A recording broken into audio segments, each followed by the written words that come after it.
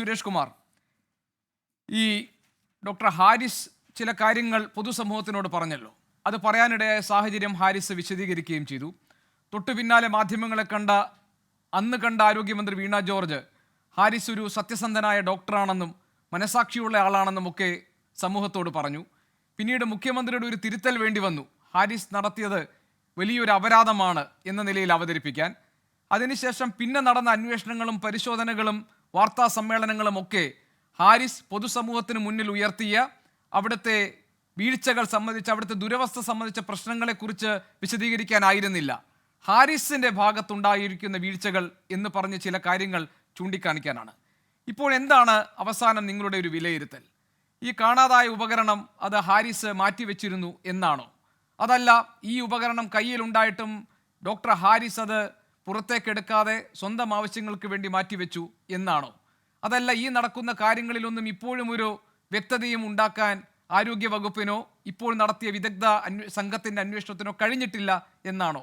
എന്താണ് ശ്രീ സുരേഷ് കുമാർ നിങ്ങളുടെ ഒടുവിലത്തെ വിലയിരുത്തൽ? അല്ല, തുടക്കത്തിൽ തന്നെ ഇൻട്രോയിൽ ബഹുമാനപ്പെട്ട അങ്ങ് പരാമർശിച്ചത് യുപിയിൽ ഡോക്ടർ കഫീൽ ഖാനുമായി താരതമ്യപ്പെടുത്തിയാണ് ബഹുമാനപ്പെട്ട ഡോക്ടർ ഹാരിസിനെ, അദ്ദേഹവുമായി ബന്ധപ്പെട്ട് വന്നിട്ടുള്ള ഈ സംഭവങ്ങളെ ഉപമിച്ചത്. അത് ഒരിക്കലും നീതീകരിക്കാൻ കഴിയുന്ന ഒരു കാര്യമല്ല. 65 കുഞ്ഞുങ്ങളുടെ മരണവുമായി ബന്ധപ്പെട്ട് അവിടെ ഉണ്ടായിട്ടുള്ള ചില വിഷയങ്ങൾ, ചില പ്രശ്നങ്ങൾ വെളിച്ചത്ത് കൊണ്ടുവന്നതിൻ്റെ അടിസ്ഥാനത്തിൽ അദ്ദേഹത്തോട് സർക്കാർ നടത്തിയിട്ടുള്ള ദുഷ്ടലാക്കോടുകൂടി നടത്തിയിട്ടുള്ള അങ്ങേയറ്റത്തെ പ്രതികാര നടപടികളുമായി താരതമ്യപ്പെടുത്തിയത് തെറ്റാണ്. ഇവിടെ 1960 സർവീസ് ചട്ട ലംഘനം അത് പ്രാഥമികമായി നടത്തിയിട്ടുണ്ട് എന്ന നിഗമനത്തിൻ്റെ അടിസ്ഥാനത്തിലാണ് ബഹുമാനപ്പെട്ട ഡോക്ടർ ഹാരിസിനോട് വിശദീകരണം ചോദിക്കാൻ വേണ്ടി ഈ നിയുക്തമായിട്ടുള്ള കമ്മീഷൻ തീരുമാനിച്ചിട്ടുള്ളത്. അതിനോടൊപ്പം തന്നെ അദ്ദേഹം ഉന്നയിച്ചിട്ടുള്ള ചില ആരോപണങ്ങളുമുണ്ട്. ഈ മേഖലയിൽ ഉണ്ടായിട്ടുള്ള പ്രധാനപ്പെട്ട ഉപകരണങ്ങളുടെ അഭാവം, അവ ഇല്ലാത്തതിനാൽ ചികിത്സ മുടങ്ങി എന്നൊക്കെ ഉള്ള നിലയിൽ അന്ന് അദ്ദേഹം ഉന്നയിച്ച ആരോപണങ്ങളിൽ കഴമ്പുണ്ടോ, അങ്ങനെയാണെങ്കിൽ അതെങ്ങനെ സംഭവിച്ചു എന്നതിനെ സംബന്ധിച്ച് വളരെ കൃത്യതയോടുകൂടി അന്വേഷിക്കുന്നതിന് വേണ്ടിയിട്ടാണ് ഡോക്ടേഴ്സിൻ്റെ ഒരു പാനൽ, ബഹുമാനപ്പെട്ട വളരെ സത്യസന്ധമായി പ്രവർത്തിച്ചു കൊണ്ടിരിക്കുന്ന ഡോക്ടർമാരുടെ ഒരു പാനലിൻ്റെ അടിസ്ഥാനത്തിൽ ഒരു കമ്മീഷനെ നിയോഗിച്ചുകൊണ്ട് ഈ വിഷയം അന്വേഷിക്കാൻ വേണ്ടി തീരുമാനിച്ചത്. ആ കമ്മീഷൻ്റെ അടിസ്ഥാനത്തിൽ, ആ റിപ്പോർട്ടിൻ്റെ അടിസ്ഥാനത്തിൽ, കമ്മീഷൻ റിപ്പോർട്ടിൻ്റെ അടിസ്ഥാനത്തിൽ ചില കാര്യങ്ങൾ അക്കമിട്ട് നിരത്തുകയും അവയെ സംബന്ധിച്ച് ഒന്നൊന്നായി പരിശോധിക്കാനും തിരുത്തലുകൾ വരുത്താനും തീരുമാനിച്ചിട്ടുണ്ട്. അതിലെ ഒരു ഘടകം മാത്രമാണ് ബഹുമാനപ്പെട്ട ഡോക്ടർ. താങ്കൾക്ക് ഒരു ബുദ്ധിമുട്ടുമില്ലാതെ മറുപടി പറയാൻ പറ്റുന്ന ഒരു ചോദ്യമാണ് ഞാൻ ചോദിച്ചത്. ഒടുവിലത്തെ വിലയിരുത്തൽ എന്താണ്?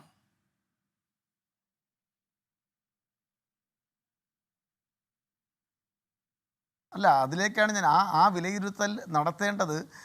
ഈ അന്വേഷണ കമ്മീഷൻ റിപ്പോർട്ടിൻ്റെ അടിസ്ഥാനത്തിൽ, ഈ കമ്മീഷൻ റിപ്പോർട്ടിൻ്റെ അടിസ്ഥാനത്തിൽ വന്നു പോയിട്ടുള്ള വീഴ്ചകളുണ്ട് എങ്കിൽ, അതിപ്പോൾ ഞാൻ നേരത്തെ സൂചിപ്പിച്ചല്ലോ, അവിടെ പ്രോബ് മെഷീൻ അടക്കമുള്ള കാര്യങ്ങൾ ശസ്ത്രക്രിയയ്ക്ക് കൃത്യമായി കിട്ടിയിട്ടില്ല എന്ന് അദ്ദേഹം പറഞ്ഞു. പക്ഷേ അന്വേഷണത്തിൽ അത് വെളിവാകുന്നത് അങ്ങനെ ഒരു ക്ഷാമം ഉണ്ടായിരുന്നില്ല. ആ യൂണിറ്റിൽ പ്രോബിൻ്റെ കുറവുണ്ടായിരുന്നു.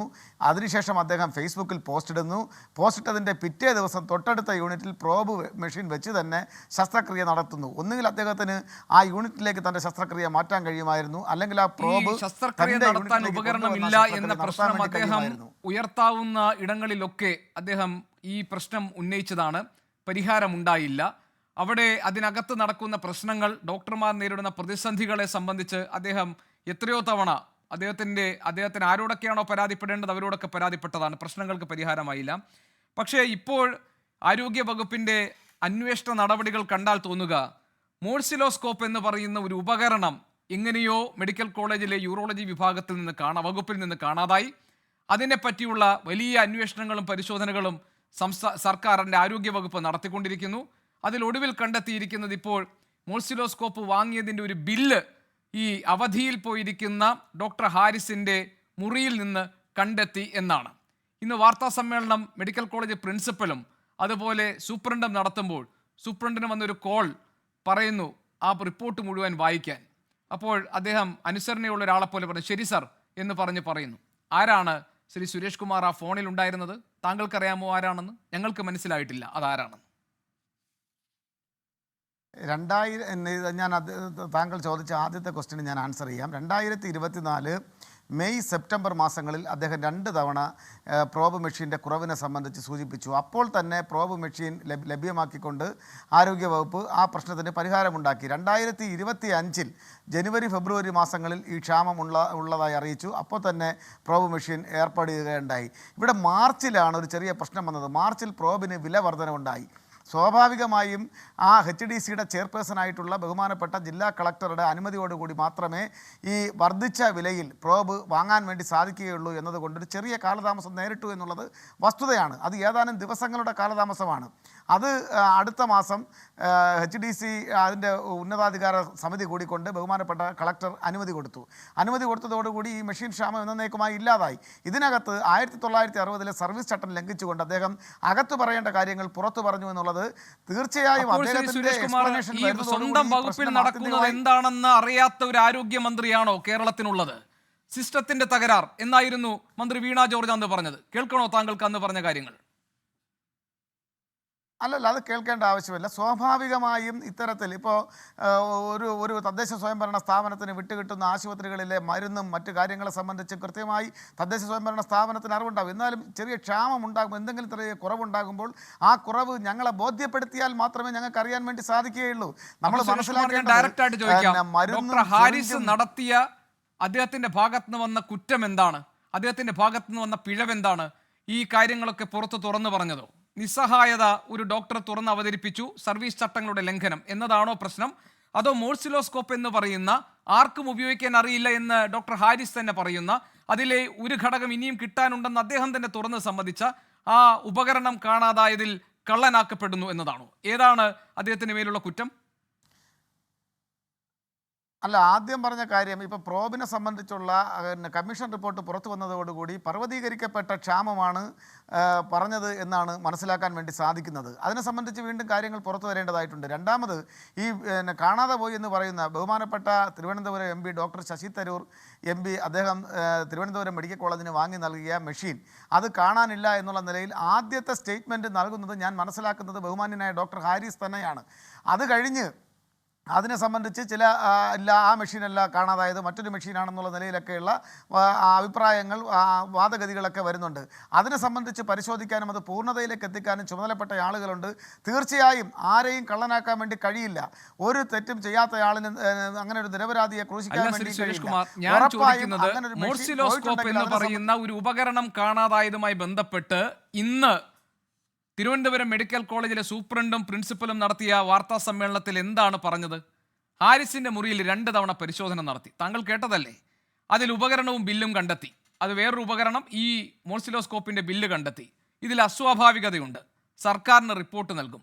അദ്ദേഹത്തിന്റെ മുറിയിൽ മറ്റൊരാൾ കയറിപ്പോകുന്നതിന്റെ CCTV ദൃശ്യങ്ങൾ ലഭിച്ചു. അതിൽ കൂടുതൽ പരിശോധന ആവശ്യമാണ്. ഇതിങ്ങനെ പറഞ്ഞുകൊണ്ടിരിക്കുമ്പോൾ സൂപ്രണ്ടിന്റെ ഫോണിലേക്ക് ഒരു കോൾ വരുന്നു.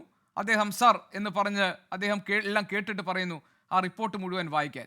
നിങ്ങൾ ഈ അന്വേഷണം പൂർത്തിയായോ ശ്രീ സുരേഷ് കുമാർ? അന്വേഷണമൊക്കെ പൂർത്തിയായിട്ടാണോ വാർത്താ സമ്മേളനം നടത്തിയത്? ഹാരിസിനോട് ഈ വിദഗ്ധ സമിതി അന്വേഷിച്ചോ എന്താണ് ആ ബില്ല്, എങ്ങനെ ആ ബില്ല് അവിടെ വന്നുവെന്ന്? അദ്ദേഹം അവധിയിൽ പ്രവേശിച്ചിരിക്കുന്ന സമയത്ത് അദ്ദേഹത്തിന്റെ ഉത്തരവാദിത്തം മറ്റൊരാളെ ഏൽപ്പിച്ച സമയത്ത് അദ്ദേഹത്തെ സംശയനിഴലിൽ നിർത്താതെ ഡോക്ടർ ഹാരിസിനെ മാത്രം സംശയനിഴലിൽ നിർത്തി ഇങ്ങനെ വാർത്താ സമ്മേളനം വിളിച്ച് അവതരിപ്പിച്ചത് എന്തുദ്ദേശത്തോടു കൂടിയാണ് ശ്രീ സുരേഷ് കുമാർ? അല്ല, പ്രാഥമികമായി ഇത്തരത്തിലൊരു മെഷീൻ അവിടെ നിന്നും കാണാനില്ല എന്ന് പറഞ്ഞത് ഞാൻ മനസ്സിലാക്കുന്നത് ഇദ്ദേഹം തന്നെ ഈ കമ്മീഷന് മുമ്പാകെ കൊടുത്ത മൊഴിയുടെ അടിസ്ഥാനത്തിലാണ്. പിന്നീട് 24 അപ്പോൾ അങ്ങനെ ഒരു നിഗമനത്തിലേക്ക് എത്തിച്ചേരുകയും പിന്നീട് 24 ന്യൂസ് അടക്കം നിങ്ങളടക്കം റിപ്പോർട്ട് ചെയ്ത വാർത്തയുടെ വിശദാംശങ്ങളിലൂടെയാണ് ആ മെഷീനല്ല മറ്റൊരു മെഷീനാണെന്നും അതല്ല അത് റിപ്പയർ ചെയ്യാൻ കൊടുത്തതിൽ വന്ന ബില്ലും മറ്റു കാര്യങ്ങളുമാണ് എന്നുള്ളത്. ഇതിനെ സംബന്ധിച്ച് കുറച്ചുകൂടി ക്ലാരിറ്റി വരേണ്ടതായിട്ടുണ്ട്. അത് വന്നെങ്കിൽ മാത്രമേ മെഷീനാണ് മെഡിക്കൽ കോളേജിലെ സൂപ്രണ്ടും പ്രിൻസിപ്പലും DMOയുടെ സാന്നിധ്യത്തിൽ ഡോക്ടർ ഹാരിസിന്റെ മുറിയിൽ നടത്തിയ പരിശോധനയിൽ നിന്ന് കണ്ടെടുത്ത നെഫ്രോസ്കോപ്പ് എന്ന് പറയുന്ന ഉപകരണമുണ്ടല്ലോ, ആ ഉപകരണം കേടുവന്ന് ഉപയോഗിക്കാൻ കഴിയാതെ ആ കേടുപാടുകൾ പരിഹരിക്കാൻ എറണാകുളത്തേക്ക് അയക്കുകയും അതിന് 2 ലക്ഷത്തോളം രൂപ ചെലവ് വരും എന്ന് കമ്പനി അറിയിക്കുകയും ഇത്രയും പണം കൊടുക്കാൻ ഇല്ലാത്തത് കൊണ്ട് അത് തിരിച്ചയക്കാൻ ആവശ്യപ്പെട്ടതും അതിലൊരു ഉപകരണമാണ് ഇതിനകത്ത് കിടക്കുന്നതെന്നും ഇന്ന് ഡോക്ടർ ഹാരിസ് വിശദീകരിച്ചിട്ടുണ്ട്. ഏറ്റവും ഒരു സാമാന്യമായി എന്താണ് ഈ നെഫ്രോസ്കോപ്പ് എന്ന് പറയുന്ന ഒരു ഉപകരണം അവിടെ വരാൻ കാരണം?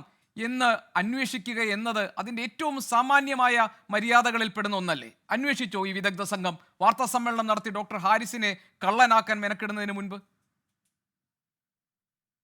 അല്ല, അതിനു മുൻപ് അദ്ദേഹം തന്നെ അവിടെ ഒരു മെഷീൻ കാണാനില്ല എന്ന് ഈ കമ്മീഷന് മുമ്പാകെ ഒരു അഭിപ്രായ പ്രകടനം നടത്തിയിട്ടുണ്ട് എന്ന് പറയുന്നതിലെ വസ്തുതയാണ് നാം ആദ്യം അന്വേഷിക്കേണ്ടത്.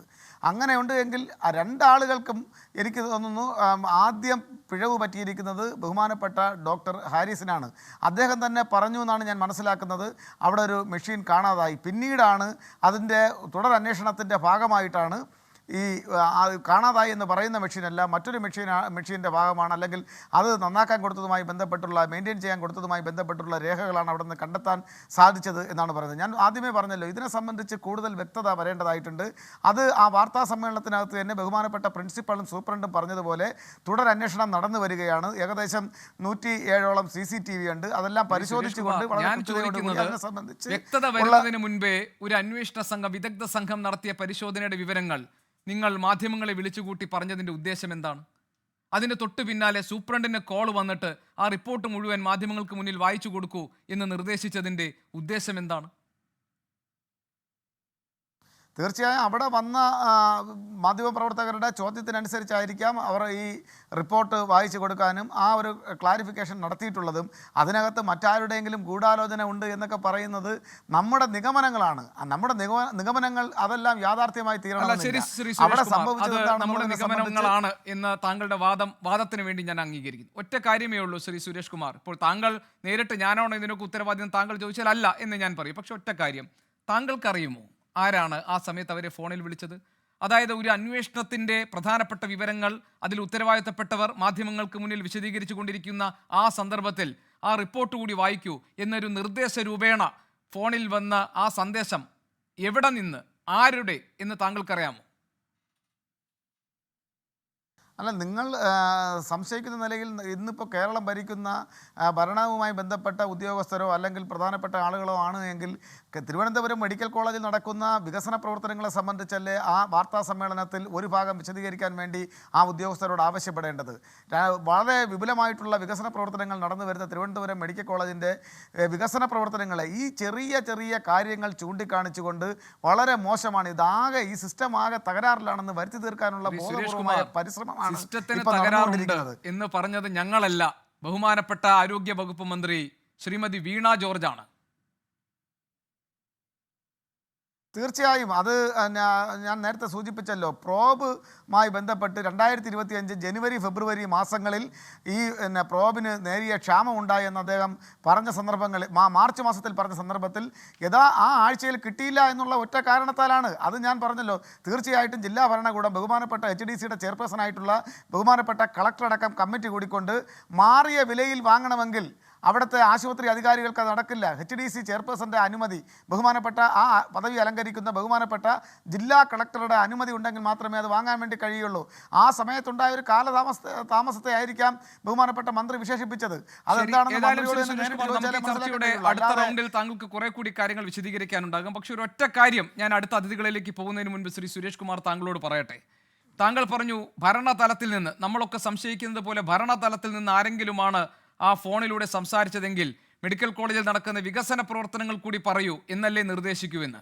അങ്ങനെയാണ് താങ്കൾ ഉറച്ചു വിശ്വസിക്കുന്നതെങ്കിൽ ഒന്ന് കരുതിയിരിക്കണം ശ്രീ സുരേഷ് കുമാർ, ആരോടാണ് ഈ ഉദ്യോഗസ്ഥർക്ക് വിധേയത്വം എന്നത്. സർ എന്ന് അഭിസംബോധന ചെയ്തുകൊണ്ട് അവർ പറയുന്നത് അതേപോലെ ആവർത്തിക്കാൻ ഈ പ്രിൻസിപ്പളിന് നിർദ്ദേശം കൊടുക്കുന്ന സൂപ്രണ്ടിൻ്റെ ഫോൺ കോളിൽ ആ ചെവിയിൽ മന്ത്രിച്ചത് ആരാണ് എന്ന് ഒന്ന് അന്വേഷിക്കുന്നത് നല്ലതായിരിക്കും.